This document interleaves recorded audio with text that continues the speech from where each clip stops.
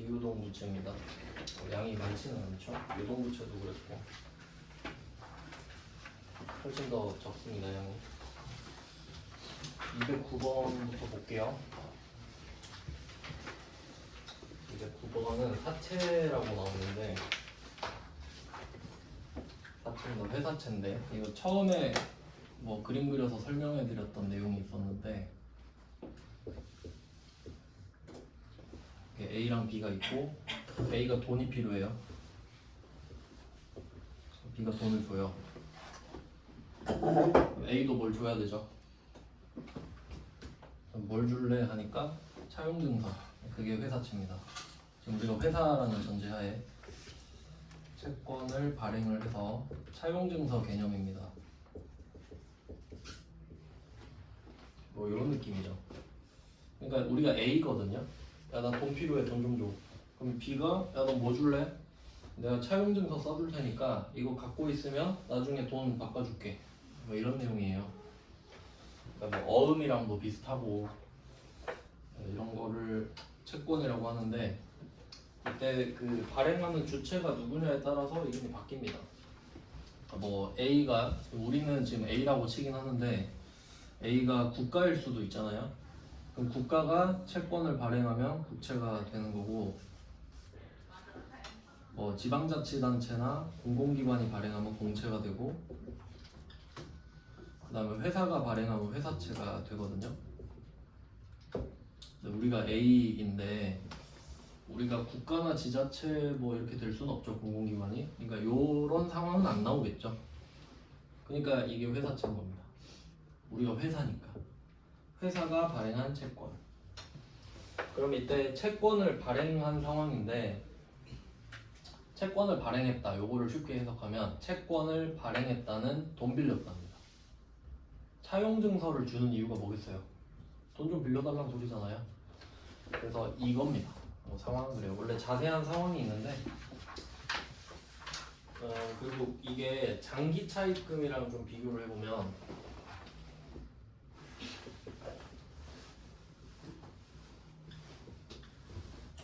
둘 다 비유동부채거든요.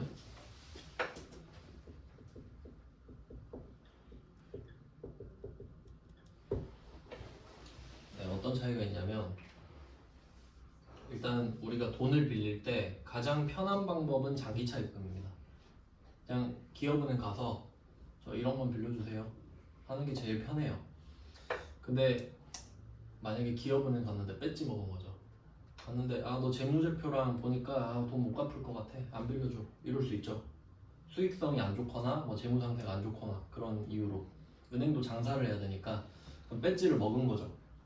근데 앞에 가가지고 저기 뭐 우리투자증권 가가지고 와 나 1억 지금 빌리고 싶은데 배지 먹었다, 혹시 나 1억을 좀 빌릴 방법이 없겠냐 라고 물어보니까 야 너네 회사채 발행하자 이런 거죠. 그럼 내가 지금 1억이 필요하거든요. 근데 기업은행 가면 안 빌려주죠. 그럼 우리은행이 이 말을 하는 거예요. 내가 10,000원짜리 10,000개를 만들게. 그리고 그거 완판시키면 되잖아. 이 말을 하는 거지. 그러면 그 저기 증권회사 같은 데 가면은 그 은행처럼 쫙 창구가 있잖아요. 저 100만원 투자하려고 그러는데 뭐가 좋아요 하면 뭘 추천해 주겠어요? A 회사 거 사채를 추천해 주겠지. 이유는 뭘까요? 수수료를 주니까. 그런 구조 아닙니까? 그러니까 영업사원이잖아요. 그러니까 여기 멘토도 자기 매출액 높으면 돈 많이 받겠죠. 그러면 거기 그 증권회사에서 직원들이 그 추천해주는 이유가 뭐겠어요? 그게 수수료가 제일 많이 주니까 그런 걸 거 아니에요. 여러분 생각해서 막 좋은 거 추천해주겠습니까? 그런 사람도 있긴 한데 먹고 살기 바쁘겠죠. 그런 구조로 돌아가는 거예요. 이해되시죠? 그러면 여러분이 똑같이 1억을 빌려요. 그러면 기업은행 가서 1억을 딱 빌리잖아요. 그럼 이자만 주면 되죠. 이자만 딱 주면 되지. 1년에 뭐 500 이런 식으로. 근데 이거 사채 발행하면은 걔네들이 알아서 시스템을 짜겠죠? 그러니까 10,000원짜리를 10,000개를 팔아주는 거야 걔네들이. 그럼 한 개당 얼마 줄 거야? 수수료 정하고 시작하겠죠. 그러면 수수료가 어마어마하겠죠. 그러니까 똑같은 돈인데 비싸게 빌리는 거예요 회사채는. 이해되셨죠? 이유가 뭡니까? 은행에서 뺐지 먹었으니까. 그러니까 그런 사연이 있어요. 그러니까 사채는 어차피 수수료 많이 들잖아요. 그래서 최소 3년. 어차피 수수료 내는데 1년 빌리기 아깝죠. 그래서 이제 이 정도 내용을 들으셨으면 문제를 풀 수가 있어요. 자, 209번 볼게요. 자, 만기 3년짜리 확인됐죠? 이유는 수수료를 많이 냈으니까. 그래서 잘 보면은 장기 차입금은 이름에 장기가 들어가잖아요. 장기. 그럼 이거 비유동 맞죠? 단기가 유동이니까. 그럼 사채는 이름 앞에 없죠? 그러니까 이 상황을 알아야지. 사채를 발행할 땐 수수료가 많이 들어요. 그러니까 최소 3년. 아시겠죠? 그러니까 사채는 앞에 그냥 장기가 생략돼 있죠. 무조건. 최소 3년. 네, 그렇게 보시면 되겠고. 그럼 액면금액 5천만 원. 요 말은 내가 5천만 원이라고 써진 거를 발행을 한 거죠. 사람들한테 5천만 원 줘야 되죠. 네, 액면 금액은 곧 신뢰입니다. 신뢰. 5천만 원을 주겠다. 자, 그러면 이제 분개를 한번 해볼게요. 그러면 이거를 발행한 순간 우리가 5천만 원을 줘야 되는 건 기정사실이죠. 그래서 사채라는 부채가 생깁니다. 5천만 원을 갚아야 됩니다.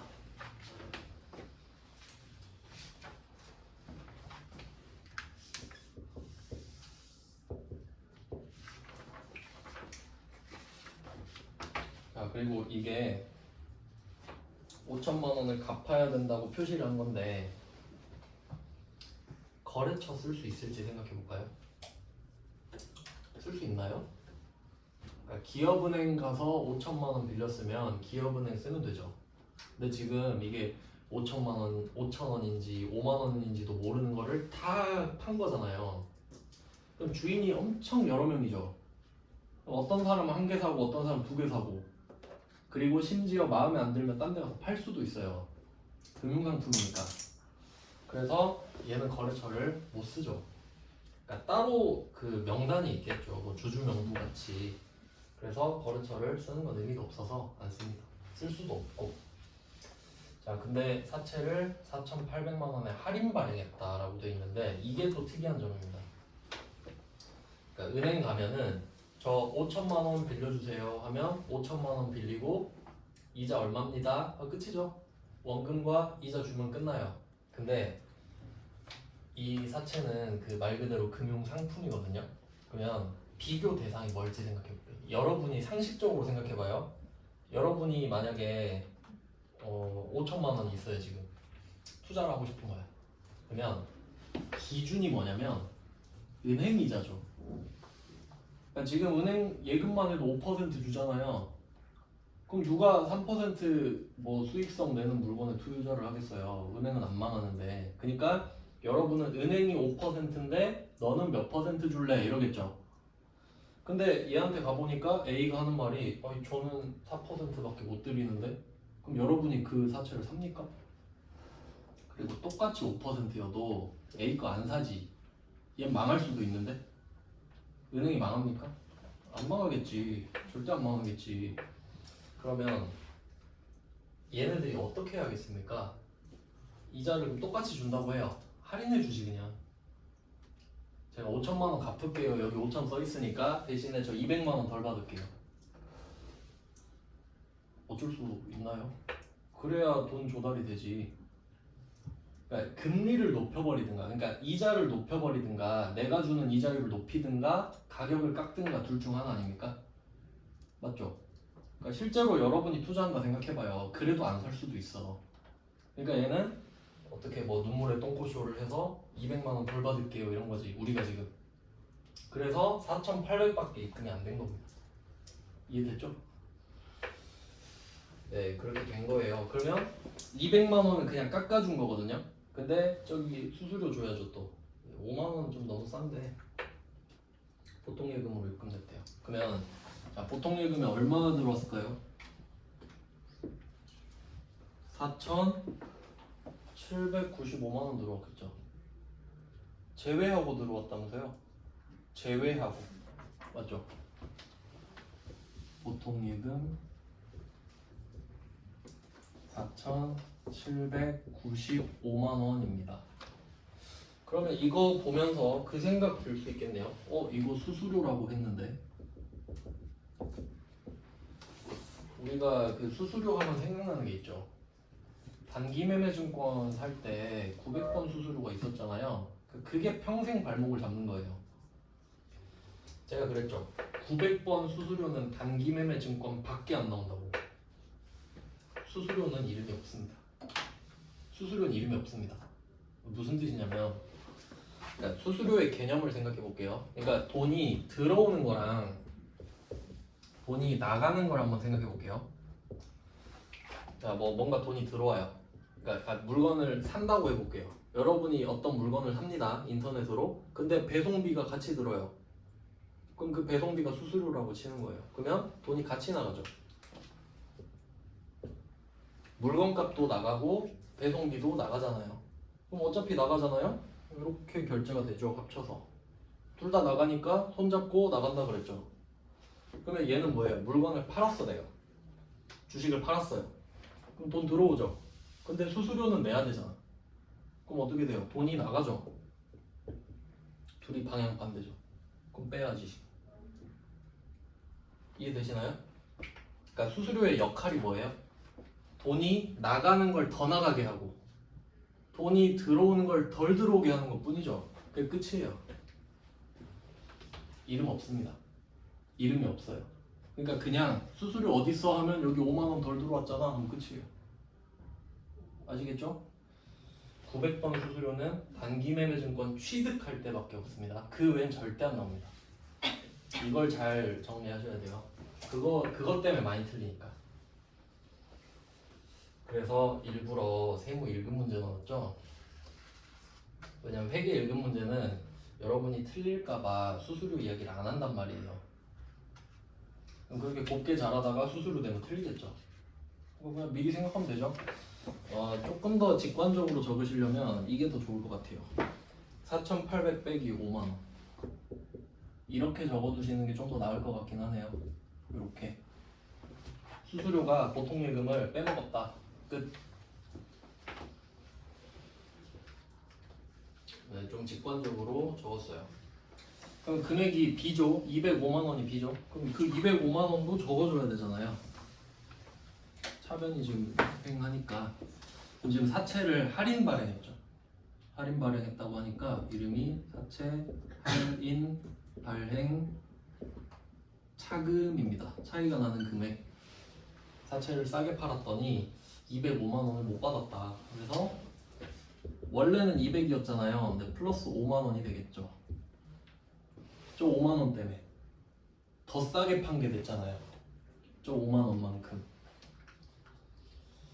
계정 얘는 부채 마이너스인데 중요하진 않습니다. 이름만 아시면 돼요.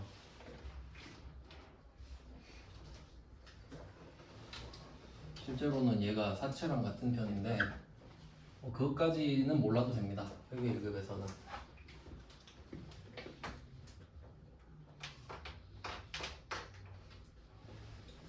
네, 그래서 209번은 사채 할인 발행이고요. 수수료까지 같이 해봤습니다. 요거는 시험에 나옵니다. 요 정도는 사채를 발행했다까지는. 그 다음에 210번으로 바로 가겠습니다. 얘도 세무 1급인데 만기 5년 액면가 1,000만원 사채를 950에 할인 발행을 했습니다. 근데 똑같잖아요 상황이. 하지만 두 문제를 넣은 데는 이유가 있겠죠. 사채 발행비 10만원이 발생해서 현금으로 지급했죠. 분명히 다릅니다 방금이랑. 얘도 적어볼게요.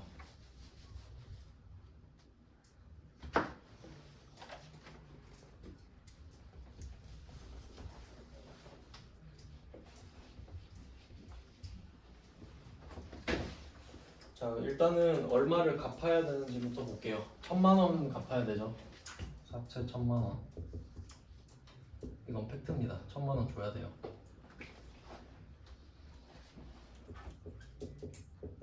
그래서 순서가 저절로 정해지죠. 갚을 돈 적어놓고 그다음에 얼마 받았어 하니까 950만 원이죠. 보통 예금으로 받았습니다.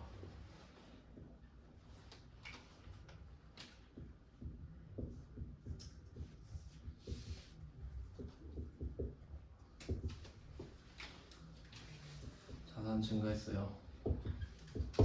네, 수수료를 달라고 하죠. 10만 원. 네, 아까는 지가 뺐는데 원래 그게 정상이죠. 근데 얘는 문제를 만들고 싶어서 수수료 10만 원은 따로 줬다. 그럼 현금 10만 원이 나가죠.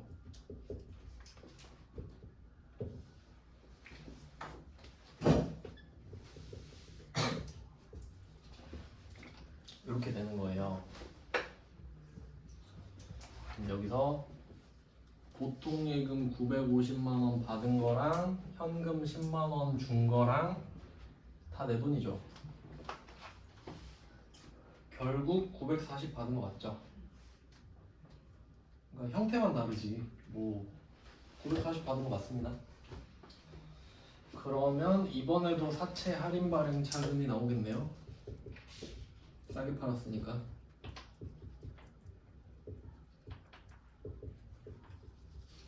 얘는 얼마냐 하니까 50만 원인 줄 알았는데 얘 때문에 10만 원 이렇게 되죠.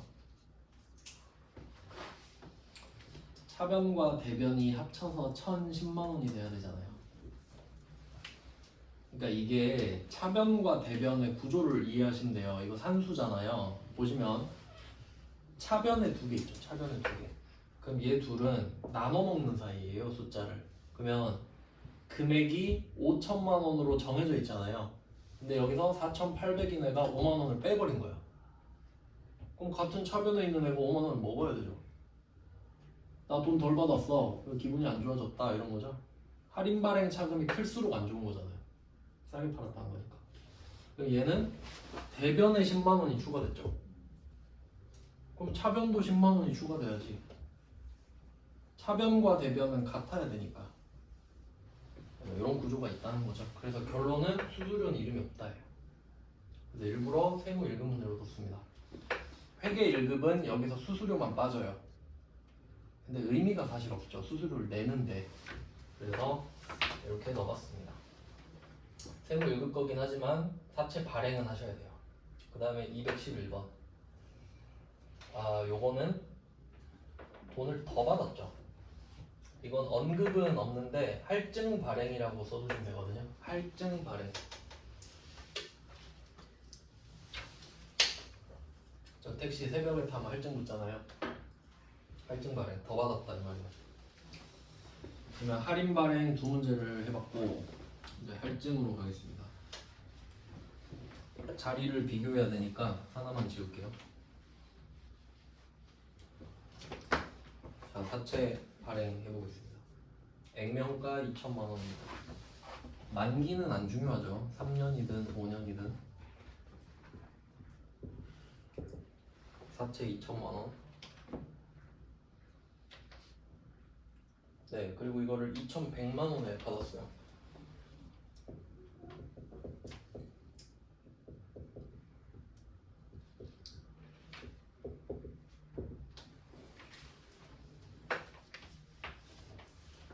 돈을 더 받긴 힘든데 더 받으려면 이자 10% 주면 돼요.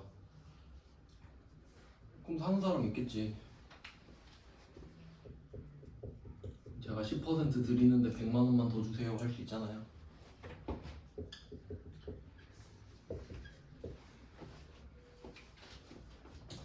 자, 뭐 이렇게 됐습니다. 할증이네요 이거는. 네, 이번에도 수수료를 지급했다고 했죠. 현금으로.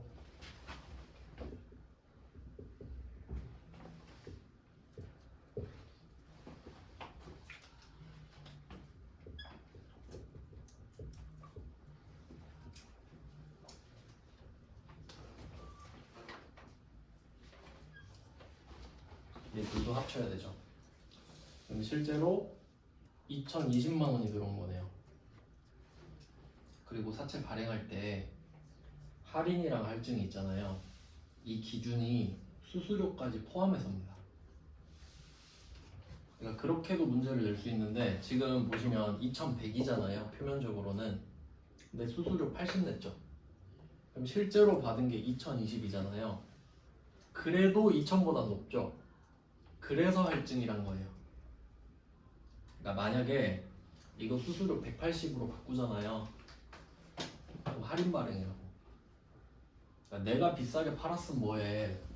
이 사채 가지고 받은 돈이죠. 근데 아시겠죠? 그러니까 방향이 바뀔 수도 있어요. 수수료 때문에. 그것까지 좀 염두에 두시면 돼요. 왜냐면 사채 발행까지 내기 때문에. 여러분 수준에서도. 그러면 토탈 2100인데 이게 더 크죠 지금 2100. 그리고 2080이죠. 그럼 여기에 20이 빈다라는 건 알아야 되죠. 뭔지 몰라도.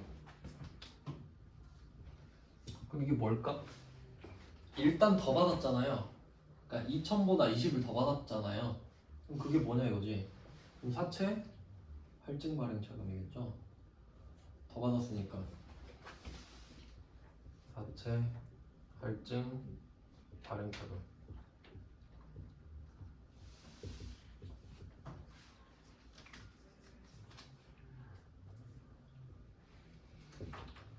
자리가 같습니다. 사채. 그러면 할인 발행 차금이랑 할증 발행 차금에 또 차이가 있죠. 아까 말씀드렸는데, 그러니까 할인 발행 차금은 마이너스잖아요. 돈을 덜 받은 거니까. 그리고 수수료도 돈이 나가는 거죠. 그러니까 둘이 합쳐지죠. 돈을 덜 받았다, 수수료 나간다. 둘 다 마이너스니까 합친다고. 그러니까 205만 원이잖아요. 나 200만 원 덜 받았고 5만 원 냈다. 근데 얘는 원래 100만 원이죠. 그러니까 돈이 지금 100만 원 더 받았잖아요. 그럼 원래 100만 원 더 받은 거였는데 수수료가 80이 나간 거죠. 그러니까 빼야지 얘는. 그래서 20 남았잖아요. 이건 기본 원리죠. 기본 원리. 회계에서만 적용되는 게 아니라 산수니까. 수학도 아니죠. 산수. 네, 이런 원리를 기억하셔야 돼요. 나중에 주식 발행할 때도 써먹을 거거든요. 그러면 여기서 디테일을 또 넣어보면 지금 현금 80 따로 줬죠. 그럼 이 문제 보통 예금에서 차감하고 줬다라고 할 수도 있잖아요. 그렇게 한번 바꿔볼게요. 현금 없어지죠. 그럼 이게 2020만 원 이렇게 되죠. 여기서 80이 빠지니까. 그리고 똑같죠. 2020, 2020. 결과가 달라지지 않는다는 거예요. 그냥 자산의 형태만 다르지. 네, 여기까지 생각을 해보시면 됩니다. 그러니까 지금 수수료를 좀 단련하는 거예요. 수수료가 웬만하면 있으니까. 수수료 없는 문제만 풀면은 실제로 적용을 못 하잖아요. 네, 그래서 할인 2문제, 할증 1문제 넣었습니다. 방향이 다르죠. 네, 그래서 3문제까지는 좀 섭렵을 하셔야 됩니다. 사채 발행은 냅니다. 회계 1급에서. 그리고 212번부터는 사채 이자인데 요건 안 냅니다.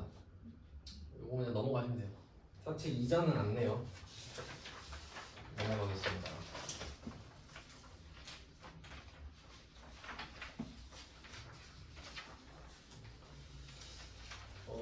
그럼 이 페이지가 216번까지가 사채 이자거든요. 요거는 회계에서 한 번도 안 냈고 한 번도 안 냈는데 이번은 내지 않을까요? 그건 좀 무리수인 것 같고요. 내도 안 풀 것 같아요. 저 같으면 알려드릴 수는 있는데 이제 수준이 다 있으니까. 그 다음에 217이랑 218은 중도 상환이거든요. 그러니까 약속보다 빨리 갚는 건데 이것도 제가 알기로 회계 1급에서 안 냈기 때문에 굳이 하진 않겠습니다. 그러니까 사채가 3단계 있는 거죠. 첫 번째가 발행, 이건 나왔어요. 두 번째가 이자 주는 거. 그러니까 만기가 3년이면 이자 3번 줄 거 아니에요. 근데 그건 안 나오는 거고, 그다음 세 번째가 빨리 갚는 거. 중도상환, 그것도 나온 적 없습니다. 자, 이제 3페이지로 갈게요. 3페이지 보겠습니다. 219. 하나은행으로부터 5년 후 상환 요건으로 1억을 차입했다. 보통 예금 받았다. 이게 장기 차입금이죠. 장기 차입금 써두시면 돼요. 답이 쉬우니까 안 적겠습니다. 장기 차입금은 장기 차입금이랑 들어오는 돈이 똑같죠. 사채는 다르죠. 네, 219번은 그냥 장기 차입금이 있다라고 알려드리려고 넣은 거고요. 그 다음에 220번 정부보조금인데 뭔가 시험범위 아니니까 넘어가겠습니다. 그 다음에 221번이랑 222번, 223번 이거 세 개가 같은 문제예요. 221, 222, 223 세 개 똑같은 문제입니다. 연결해 두시고 그럼 이게 무슨 문제인지 한번 볼게요. 전부 다 장기 차입금이 나오고요.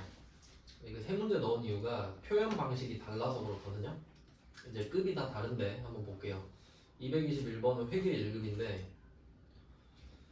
우리은행 차입금 3년 만기 중에 300만 원의 상환 기간이 1년 이내로 도래했다. 그러니까 장기 차입금의 상황을 생각해 보면 우리가 처음에 돈을 빌려요. 그림으로 그려드릴게요. 이것도 좀 중요한 개념인데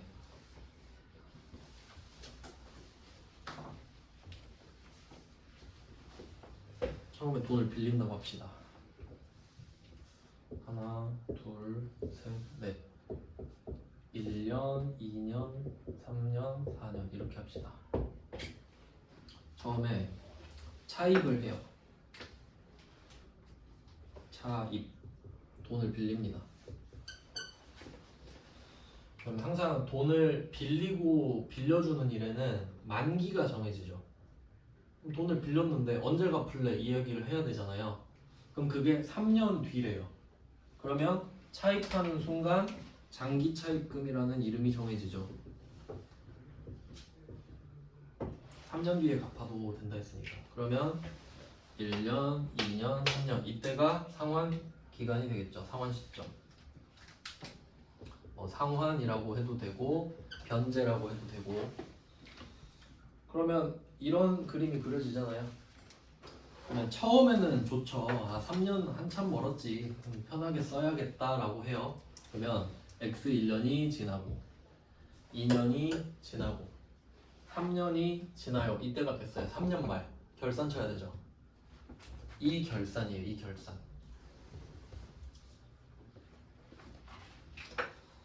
그러니까 상환 전년도 결산 이 오면은 이때 결산을 하는 거잖아요. 근데 이때 결산을 하니까 장기 차입금이라고 써 있는 게 있죠. 이름이 장기 차입금이잖아요. 그럼 장기 보면은 비유동이죠. 근데 얘가 평생 장기 부채겠어요? 이젠 아니지 않나요? 이때 결산 때 보니까 뭐야 얘 이름만 장기 차입금이고 내년에 갚아야 되는데 이렇게 되죠. 그럼 이거 이름 그대로 장기 차입금으로 냅두면 어떻게 돼요? 날벼락이죠. 그냥 장기 차입금으로 있다가 야 돈 갚아 뭐 응? 장기 차입금 아니야? 이젠 아니지 이렇게 되잖아요. 그러니까 이때 한번 점검을 하자 이거지. 그래서 221번이 지금 이런 상황인 거예요. 기말 현재 상환 기간이 1년 이내로 도래했다. 어쩔래? 이거거든요. 그럼 이름 바꿔라 이거죠. 그러니까 시작은 장기 차입금이었으나 지금은 아니지 않냐? 그럼 혹시 이게 이름이 단기 차입금이 될까요? 그건 아니죠. 단기 차입금은 빌릴 때 아는 거예요. 빌릴 때. 돈 빌려주세요. 내년에 갚으세요. 하면 아 이건 단기 차입금이군. 그러니까 단기 차입금은 태어날 때가 정해져 있죠. 근데 장기 차입금이 단기 차입금이 되는 건 아니란 소리지. 둘은 다른 노선이라는 거죠. 근데 얘는 이름이 따로 있어요. 이름 좀 길어요. 이름 뭐더라? 유동성 장기부채입니다. 유동성 장기부채. 얘로 바꿔야 돼요.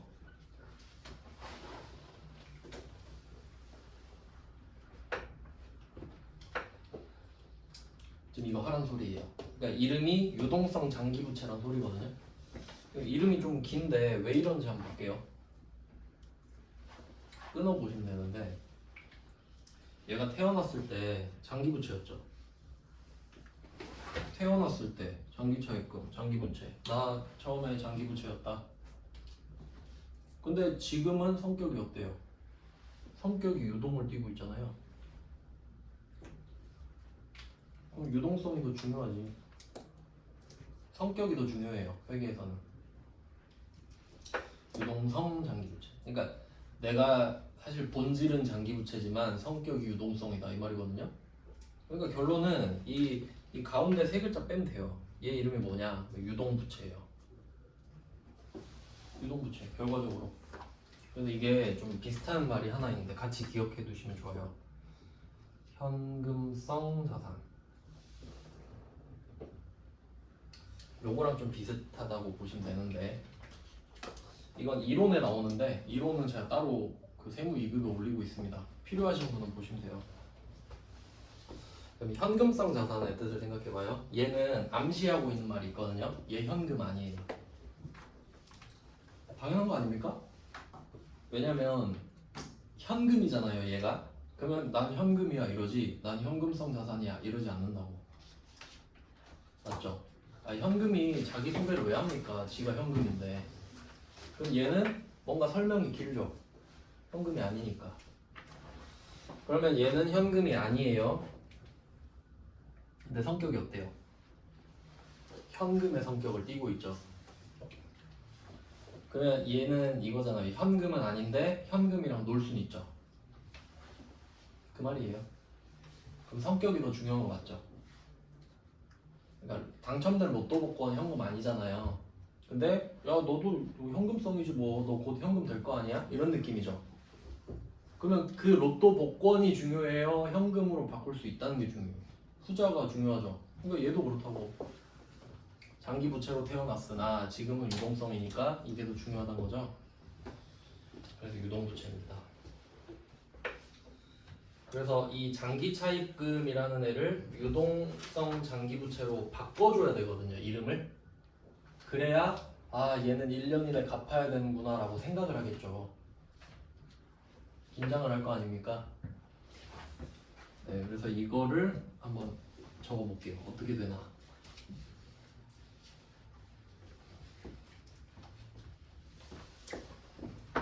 답은 다른 문제로 적어볼게요. 221번은 딱 300만 원만 이야기를 했고요. 222번도 5,600만 원만 딱 말을 했는데 그러니까 왜 이거 여러 개 넣었는지 한번 볼게요. 221번은 1년 이내로 도래한다 그러죠. 직관적이죠. 그러니까 뭐 어쨌든 1년 안에 갚아야 되는 거 알지? 그럼 이건 좀 느낌이 딱 오잖아요. 네, 222번은 6월 30일에 갚아야 되는 거 알지? 요거거든요. 근데 결국 어때요? 같은 말이죠. 표현 방식의 차이라 이거죠. 그럼 만약에 이 222번 문제 있잖아요. 이게 2020년 6월 30일에 상환기일이 도래한다 해놓고 만약에 이때 문제가 18년 12월 31일일 수도 있죠. 그럴 수도 있죠. 그러면 아무것도 안 하는 게 답이에요. 이해되시죠? 근데 221번은 그럴 수가 없잖아. 1년 이내로 도래한다 했으니까 무조건 적어야지. 근데 222번처럼 내면은 아무것도 안 해도 될 수도 있지. 아 그래? 아직 멀었네? 하고 끝일 수도 있죠. 그러니까 이게 여러 가지를 넣어본 거예요. 생각해보라고. 최대한 많이 생각해보라고. 어차피 이거 뽑는 거 학원 중이니까. 그러면 223번 보시면은 자 요건 또 어때요? 또 다르죠? 자 기말 현재가 20년이죠. 이게 끝판왕이에요. 보시면 절세은행, 구리은행 있죠? 그럼 여기서 신경 안 써도 되는 거 뭘까요? 구리은행이지. 구리은행은 멀었잖아요 지금 1년 5개월 남았는데. 그럼 223번은 뭐만 하면 돼요? 절세은행 거만 하면 되잖아요. 근데 이게 세무 1급이라서 못 푸나요? 아니지, 전혀 그렇지 않지. 은행 여러 군데서 돈 빌릴 거예요 실제로. 그쵸? 그러니까 223번을 합시다. 아 근데 그럼 쓰기가 귀찮은데. 그럼 구리은행 거만 적어볼게요. 구리은행 아니 절세은행 거만. 그럼 처음에 장기차 입금이 생기죠. 돈 빌릴 때.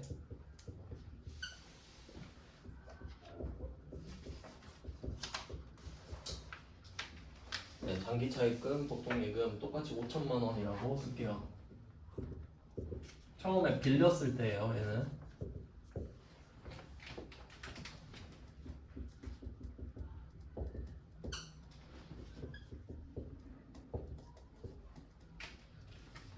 네, 빌리는 건 쉽죠. 그러니까 이게 그 219번 문제 다음에 오잖아요. 219번이 돈 빌리는 거죠. 그러니까 이게 있으니까 222번도 있는 거잖아요. 장기 차입금이 있었으니까 이러고 있지. 근데 이제 1년밖에 안 남았죠. 지금 이때 결산하는 거죠. 그러면 장기 차입금이 없어져요.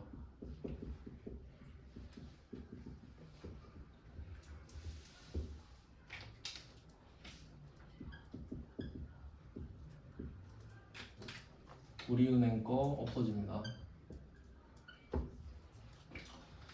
근데 장기 차입금이 없어지려면 돈을 갚아야 되죠. 그러니까 여기 보통 예금이 똑같이 나가야 갚는 거잖아요. 근데 지금은 갚는 게 아니라 우리 마음속에 장기 차입금은 안전한 부채거든요.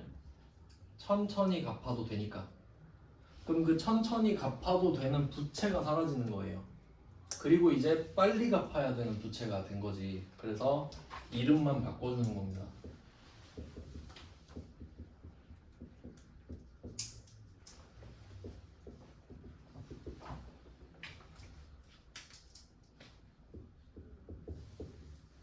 부채가 줄었지만 부채가 다시 늘었죠. 그리고 대상도 똑같잖아요. 대상과 금액이 바뀌진 않죠. 똑같죠. 그러니까 우리 마음가짐만 달라지는 거죠. 안전하다고 생각했다가 아 이제 빨리 갚아야겠구나 정도로. 그래서 장기 차입금이 유동성 장기 부채로 바뀐 겁니다. 그러면 221번부터 223번이 답이 다 똑같은 거 아시겠죠? 네, 그래서 그냥 참고하시라고 넣었고 이 상황을 유동성 대체라고 하거든요. 그러면 그 일단은 부채 관리가 더 중요하거든요. 왜냐면 나갈 돈이니까. 그러면 만약에 여러분이 뭐 한 3년짜리 예금 뭐 이론상으로는 좀 힘들 것 같긴 한데 원래 1년마다 그 갱신을 해버리잖아요. 근데 그냥 3년짜리가 있다고 합시다. 연달아서 한 3년. 그러면 처음에는 계정 과목이 장기성 예금이거든요. 그러니까 이거 돈 들려면 멀었다 이 말이에요. 근데 얘도 1년 안에 도래하는 순간이 오겠죠. 그럼 그때 이름을 정기예금으로 바꿔요. 그러니까 그것도 유동성 대체인 거지. 이해되시죠? 그러니까 자산이든 부채든 비유동이면 유동이 되잖아요, 반드시. 그런 걸 유동성 대체라 그러는데 여러분 시험 범위는 장기 차입금이 유동성 장기 부채가 되는 유동성 부채만 내고 근데 전 선생님 1급 가면은 장기성 예금이 정기 예금이 됐어요 뭐 이딴 것도 낸다는 거예요. 그러니까 일반 절표에 넣어놓긴 했어요. 그러니까 여러분은 다루진 않지만 그런 내용이고 그 다음에 224번 요거 대비하셔야 됩니다. 224번은 잘 보세요. 유동성 장기 부채로 대체한 장기 차입금이죠.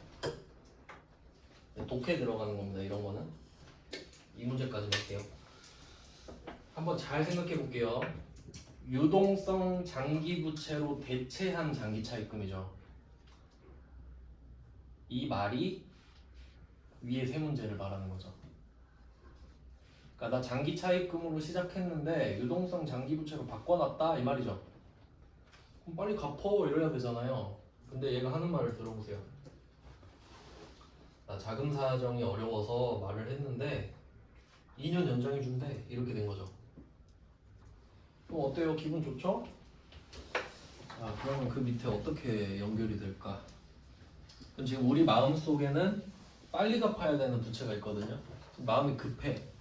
근데 2년 뒤에 갚아 이렇게 한 거죠. 또 자리 바꾸겠죠. 이제는 유동성 장기부채가 사라질 차례죠.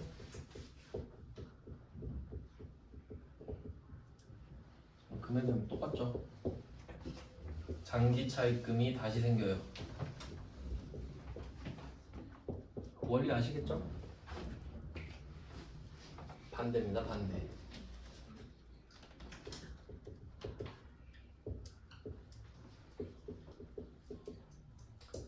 그러니까 이 유동성 대체는 패턴만 보면 되잖아요. 금액 똑같고 거래처 똑같고 자리만. 그러면 224번은 2년 연장을 표시하셔야 되잖아요. 그리고 이 문제를 왜 넣냐면 이게 세무 2급, 그러니까 회계 1급엔 안 냈거든요. 제 생각은 그래요. 회계 1급에는 유동성 대체밖에 안 냈어. 그러면 이런 애들이 나옵니다. 유동성 대체하면은 외워버리는 거지. 대변에 유동성 장기부채, 차변에 장기차입금 외워도 되잖아요. 왜냐면 이게 답이니까. 유동성 대체하면 답이 이거밖에 안 나오죠. 그럼 이렇게 외운 사람들이 이렇게 딱 이 문제를 봐요. 224번. 뭔 말인지 모르지. 똑같이 적겠죠. 틀릴 거 아니에요. 자리가 바뀌는 건데도. 이해되십니까? 그러니까 이것까지 대비를 해놔야지. 그러니까 이해하라는 거죠. 어차피 회계는 외우는 거 아니죠. 그럼 앞으로 일어난 모든 일을 외우고 살아야 되는데 이해되시죠? 그러니까 세 문제가 하나고 224번은 약간 특이한 케이스잖아요. 근데 요걸 회계 1급에 한 번도 안 냈는데 낼 수 있죠? 저 같으면 냅니다. 왜냐면 어려운 것도 아닌데. 그냥 유동성 장기부채 해놨는데 2년 연장해 줬다. 그러면 답이 또 바뀌잖아요. X자로. 그러면 이 상태에서 2년이 또 지나면 어떻게 돼요? 그럼 또 유동성 대체해야 되죠. 그럴 거 아니야. 2년을 연장해줬으니까 장기차입금이 됐는데 2년 뒤가 되면 또 이 짓거리 해야 될 거 아니에요. 유동성 대체 또 해야지. 2년이 끝났는데 그럼 또 위험하다 하고 또 바꿔야 될 거 아니에요. 그래서 이렇게 유동성 장기부채가 됐다가 돈을 갚겠지. 그럼 돈 갚을 때는 유동성 장기부채가 사라지고 이게 잘못됐죠. 이렇게 원래 돼 있어야 되잖아요. 장기차입금하고 유동성 장기부채 이게 한 번 더 된다 이거죠. 2년 뒤에. 그리고 이 유동성 장기부채가 사라지면서 돈이 나가죠. 이자도 주고. 그럴 거라는 거죠. 일단은 지금 유동성 대체까지만 했고 내일 이어서 좀 자세하게 설명드릴게요. 이자 갚는 것까지. 오늘은 여기까지 하겠습니다. 고생하셨습니다.